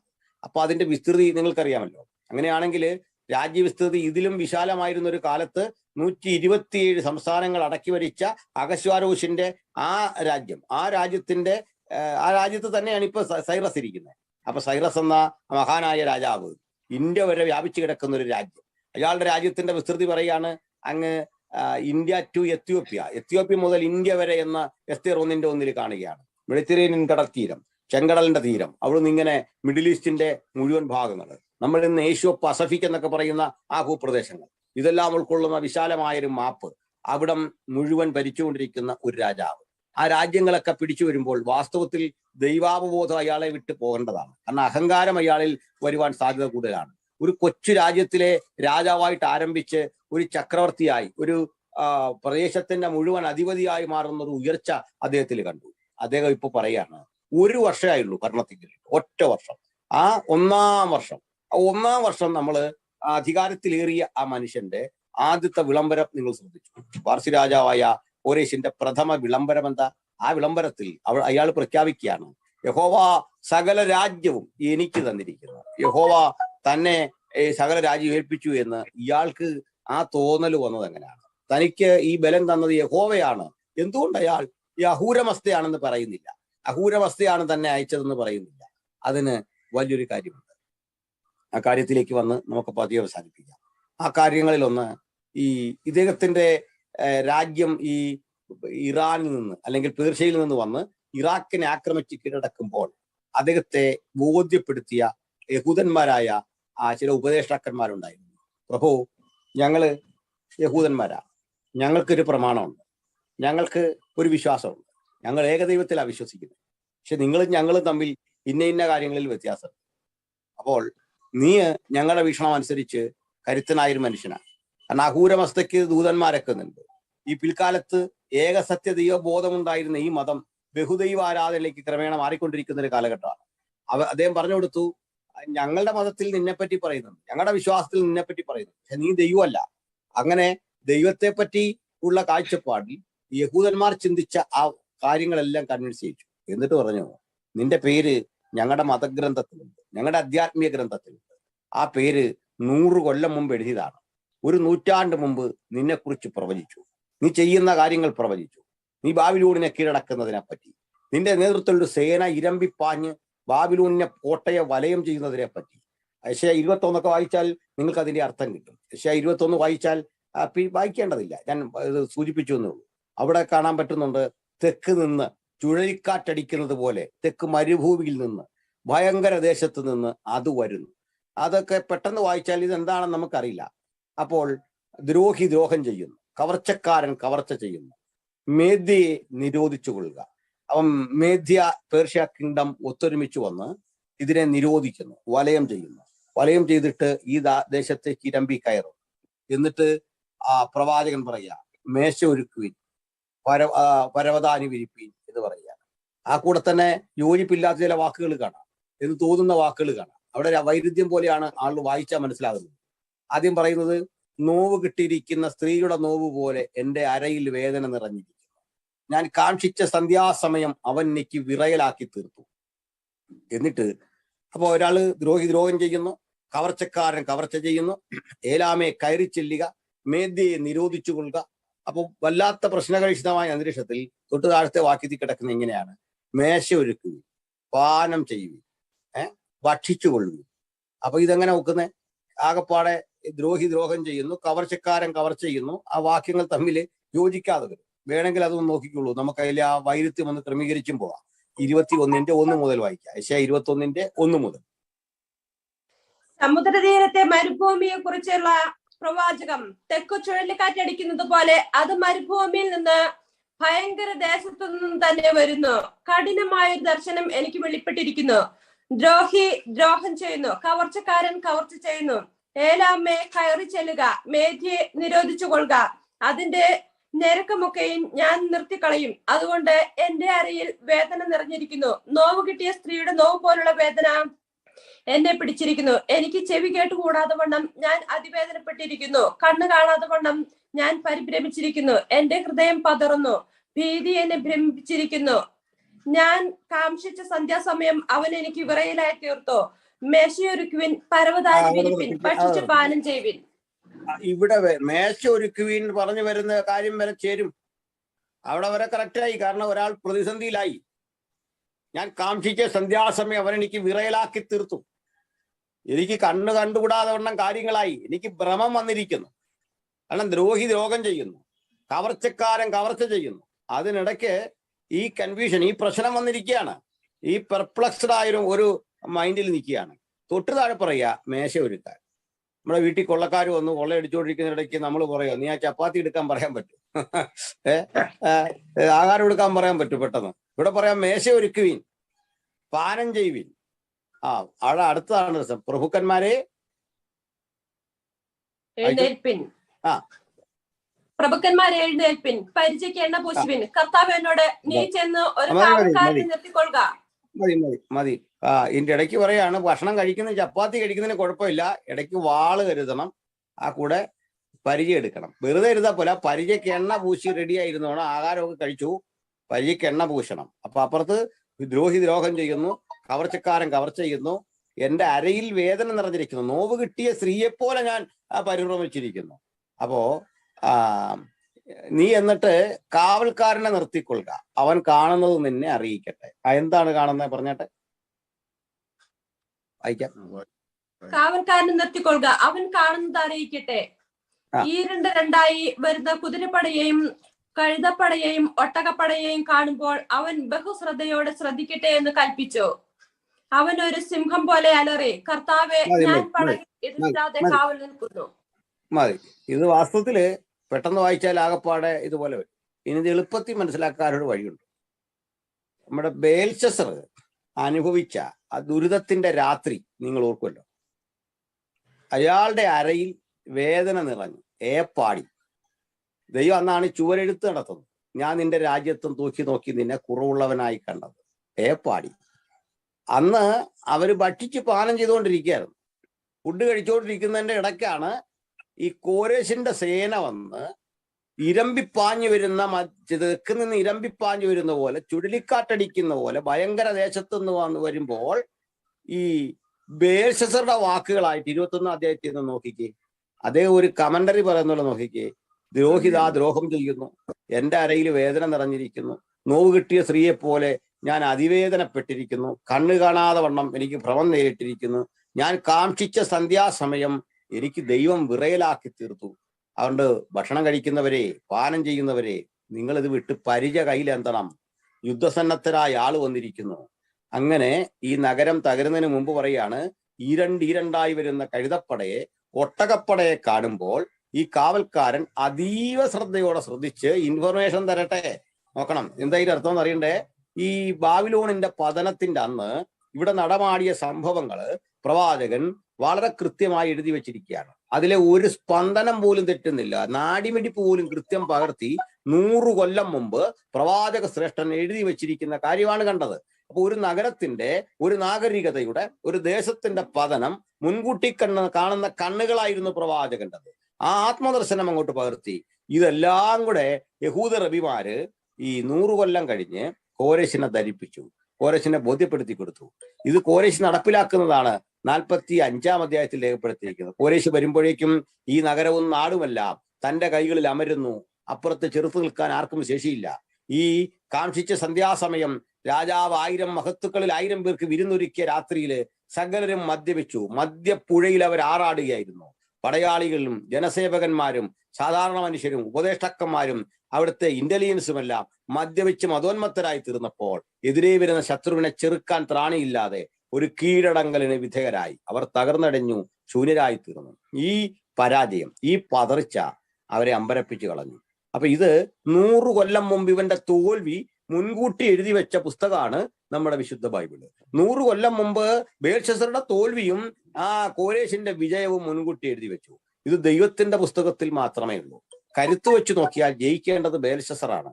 പക്ഷേ ബേൽശസ്സർ ജയിക്കുമെന്ന് പ്രവചിക്കാൻ ഒരു ബുദ്ധിമുട്ടുമില്ല. അവനെ നോക്കിയിട്ട്, ആ കരുത്ത് നോക്കിയിട്ട് പറഞ്ഞാൽ മതി. 2 രാഷ്ട്രങ്ങൾ തമ്മിൽ ഏറ്റുമുട്ടുമ്പോൾ ആ കരുത്തൻ ജയിക്കുമെന്ന് പറയാൻ ആർക്കും ബുദ്ധിമുട്ടില്ല. പക്ഷെ ദുർബലൻ ജയിക്കുമെന്ന് ആർക്കാണ് പറയാൻ പറ്റുന്നത്? അത് മുൻകൂട്ടി എഴുതി റെഡിയാക്കി 100 കൊല്ലം ഒരു ജനതയെ കൊണ്ട് വായിപ്പിച്ചുകൊണ്ടേയിരുന്ന മഹാദൈവം നമ്മുടെ ദൈവമാണ്.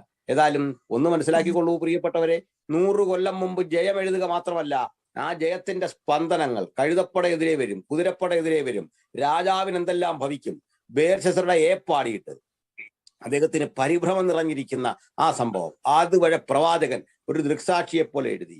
ഇവിടെ ഇത് വ്യാഖ്യാനിച്ചു കൊടുക്കുന്ന യഹൂദറബിമാർ കോരേശിനെ പറഞ്ഞ് കൺവിൻസ് ചെയ്യിക്കുകയാണ്, സാർ ഇതൊന്നും യാദൃച്ഛികമായിരുന്നില്ല, നീ ചെല്ലുമ്പോൾ കിട്ടിയ വിജയം യാദൃച്ഛികമല്ല, നിനക്ക് ഇതൊക്കെ ചെയ്തു തന്ന ഒരു മഹാദൈവത്തെയാണ് ഞങ്ങൾ സേവിക്കുന്നതെന്ന് അറിഞ്ഞപ്പോൾ ഈ രാജാവ് അത്ഭുതപ്പെട്ടിട്ട് വിളിച്ചു പറയുകയാണ്, യഹോവ തന്നെ ദൈവം, അവനാണ് ഈ ഒരു പിടി മണ്ണ് എനിക്ക് ഏൽപ്പിച്ചത്, അടുത്തടുത്ത രാജ്യങ്ങൾ എന്റെ പക്കലേക്ക് തന്നത് യഹോവയാണ്, ഇതിൽ പരം തെളിവെന്ത് വേണം, എന്റെ പേർ ഞാൻ എനിക്ക് മുമ്പ് എന്നെ കുറിച്ച് എഴുതി വെച്ച് എന്നെ അതിൽ അധികാരപ്പെടുത്തിയ ചുമതലപ്പെടുത്തിയ ആ ദൈവത്തിങ്കലുള്ള വിശ്വാസത്തിന്റെ ആഴം, ആ നന്ദിയും ആ കടപ്പാടും ഒക്കെ അദ്ദേഹം പ്രഖ്യാപിച്ചുകൊണ്ട് ഒരു ഉത്തരവിട്ടു.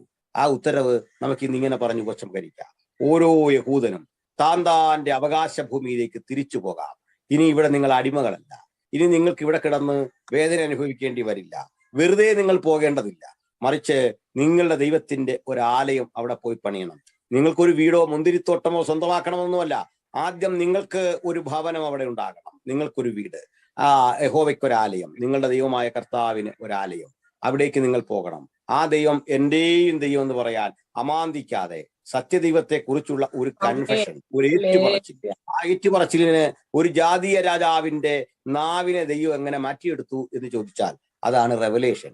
അപ്പോ ഞാനും നിങ്ങളുമായിരിക്കുന്നത് അസാധാരണ മനുഷ്യരായിരിക്കുന്നത് അവിടെയാണ്. നമ്മൾ സാധാരണ മനുഷ്യരാണ്, പക്ഷേ നമ്മളിലൂടെ അസാധാരണ പ്രവൃത്തി അത് കോരേശിലൂടെ ദൈവം ചെയ്യുന്നു. ഇനി ഒരു കാര്യം ഞാൻ ചോദിക്കുന്നു, എന്റെ പ്രിയപ്പെട്ടവരെ, നമ്മുടെ ഇത്രയും നാളത്തെ ക്രിസ്തീയ ജീവിതത്തിൽ നമ്മൾ സാധാരണ മനുഷ്യരായിരുന്നു, പക്ഷേ എത്രയെത്ര അനിതര സാധാരണങ്ങളായ സംഭവങ്ങളുടെ ഒരു പരമ്പരയാണ് നമ്മുടെ ജീവിതം. എത്രയോ അത്ഭുതങ്ങളുടെ വഴിയിലൂടെയാണ് നമ്മുടെ യാത്ര. ദൈവശബ്ദം നേരിട്ട് കേട്ട എത്ര അനുഭവങ്ങൾ, ആയിരക്കണക്കിന് പോരാട്ടങ്ങൾ, അതിലൊക്കെ വിജയങ്ങൾ. ചിലപ്പോഴൊക്കെ നമുക്ക് പ്രഥമദൃഷ്ട്യാ പരാജയമെന്ന് തോന്നുന്ന പലയിടത്തും ആത്യന്തികമായി വിജയങ്ങൾ. വിജയത്തിൽ നിന്ന് വിജയത്തിലേക്ക് പോകുമ്പോഴൊക്കെ ഇടപെടുന്ന, ശബ്ദിക്കുന്ന, നമ്മെ ആക്റ്റീവായി എന്ന് നിലനിർത്തുന്ന ഒരു ദൈവത്തെയാണ് നമ്മൾ ആസ്വദിക്കുന്നത്. ക്രിസ്ത്യ ജീവിതത്തിന്റെ മനോഹാരിത അവിടെയാണ്, ക്രിസ്ത്യ ജീവിതത്തിന്റെ സുഖവും സന്തോഷവും അവിടെയാണ്. അപ്പോൾ ഈ മനുഷ്യൻ ഒരു നാട്ടുരാജാവായിട്ട് ജീവിതം ആരംഭിക്കുന്ന കാലത്ത് ഓർത്തില്ല തന്റെ മുമ്പിലേക്ക്. നമ്മളും അങ്ങനെയാണ്. ചിലപ്പോൾ നമുക്കൊരു ജൂറിസ്ഡിക്ഷൻ, നമ്മുടെ അധികാര പരിധിപ്പെട്ട ഒരു മേഖലയുണ്ട്, ഞാൻ ഇത്രയേ ഉള്ളൂ എന്നാണ്. ഈ ജീവജാലങ്ങൾക്കൊക്കെ അങ്ങനെ ഉണ്ട്.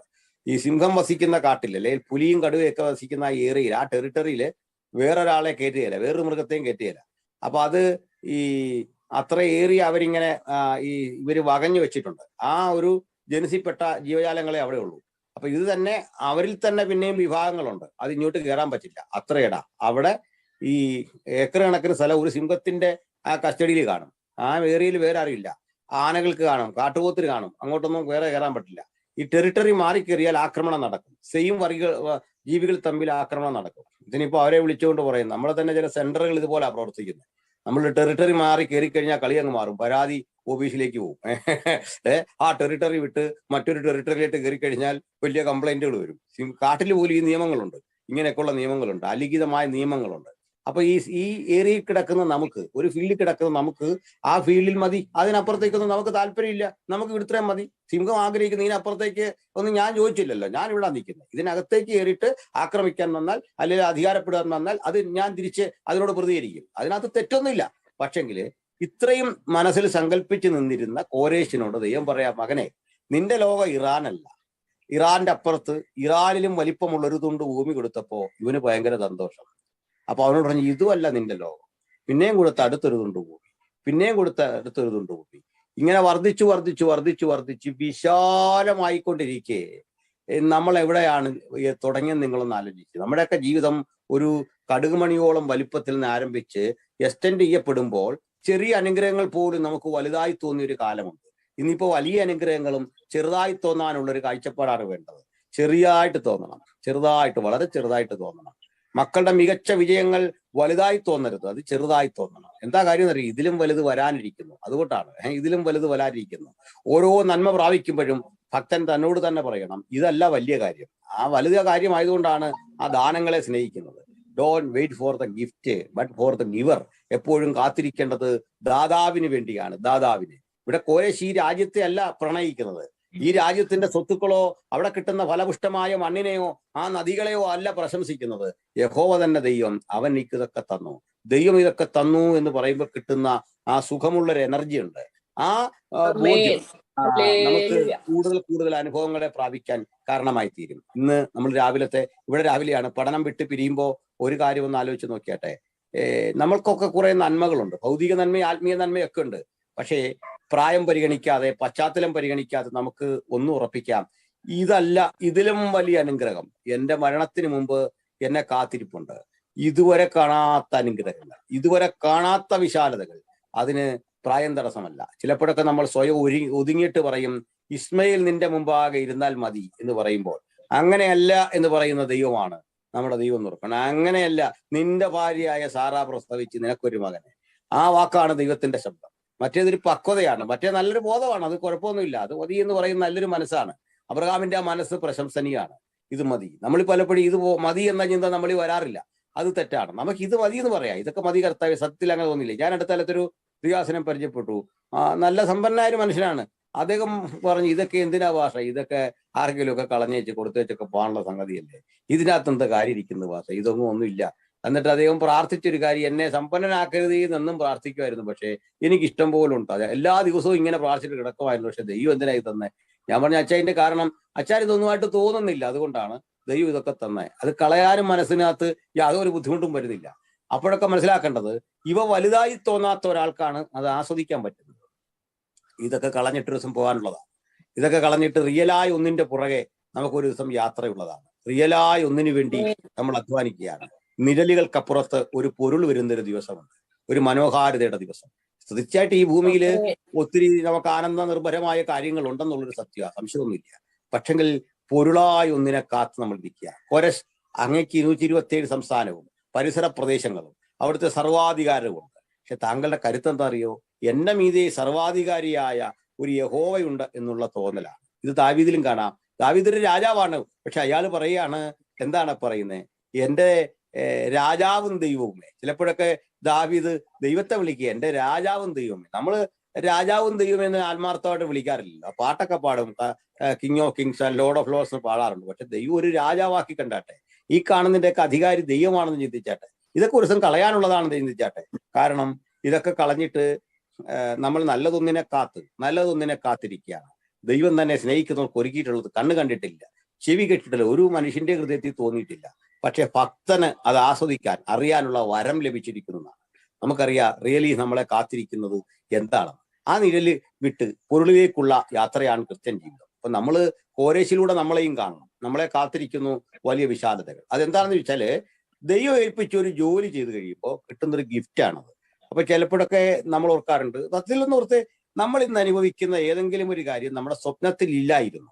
നമ്മൾ ഇന്ന് അനുഭവിക്കുന്ന ഒരു ഉയർച്ചയോ വിശാലതയോ നമ്മുടെ സ്വപ്നത്തിലില്ല. നമ്മൾ ചെറിയൊരു കാര്യമാണ് അങ്ങോട്ട് പറഞ്ഞത്.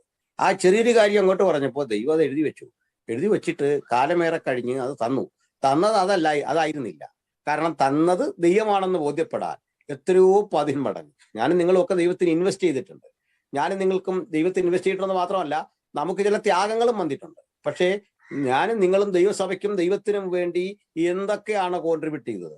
എനിക്ക് അങ്ങനെ നഷ്ടമായിരുന്നു എന്ന് പറയാൻ ഒന്നുമില്ല. കാരണം അതിന്റെ 50 ഇരട്ടിയെ 1000 ഇരട്ടി ഒക്കെ നമ്മൾ ധാരാളമായിട്ട് അച്ചീവ് ചെയ്തു. തിരിച്ച് ഈ സമൂഹം തന്നു, നമ്മുടെ സമൂഹം തന്നു, കർത്താവ് തന്നു. അപ്പൊ അങ്ങനെയെങ്കിൽ കോരസ് താങ്കൾ എന്താണ് ആകെ ചെയ്തത്? പാവപ്പെട്ട യഹൂദന്മാരെ ഇനി അടിമത്തത്തിൽ ഇടരുത്, തിരിച്ച് സ്വദേശത്തേക്ക് വിട്ടു. അവർക്ക് രാജ്യം കൊടുത്തു. പകരം ദൈവം എന്താ, ഒരു തുണ്ട് ഭൂമി യഹൂദന് കൊടുത്തപ്പോൾ നിങ്ങൾക്ക് പകരം എന്താണ് തന്നത്?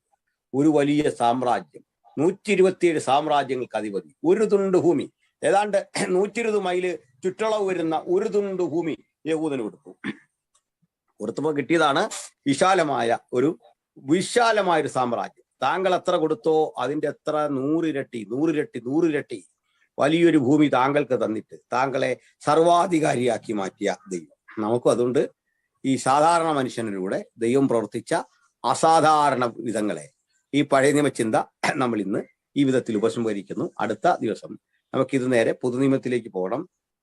ഇന്ന് നമുക്ക് പിരിയാം. ദൈവത്തിന്റെ കാരുണ്യവർഷം നമ്മളുടെ കൂടെ ഇരിക്കുമാറാകട്ടെ. ആമേൻ. Thank you.